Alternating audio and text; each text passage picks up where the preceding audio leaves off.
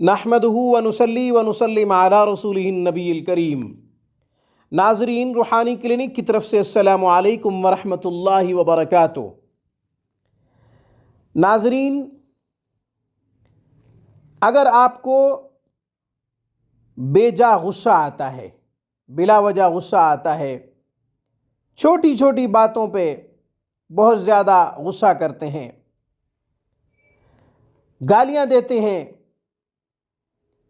یہاں تک کہ ہوش و حواس کھو دیتے ہیں، رشتوں کی پہچان تک نہیں رہتی، سامنے اولاد ہے، بہنیں ہیں، بھائی ہیں، باپ ہے یا ماں ہے، کسی کا لحاظ نہیں ہوتا، سب لحاظ ختم ہو جاتے ہیں۔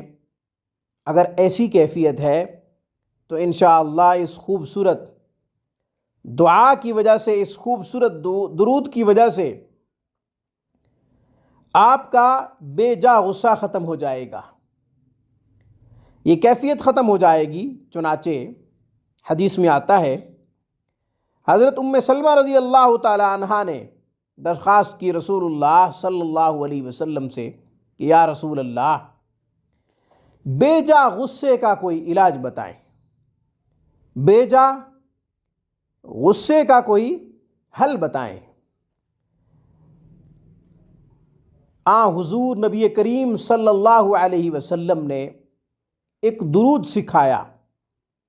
حدیث میں آتا ہے، آپ علیہ السلام نے فرمایا کہ یہ پڑھا کرو، اس سے انشاءاللہ غصے پہ کنٹرول ہوگا، غصے پہ قابو پا لیں گے۔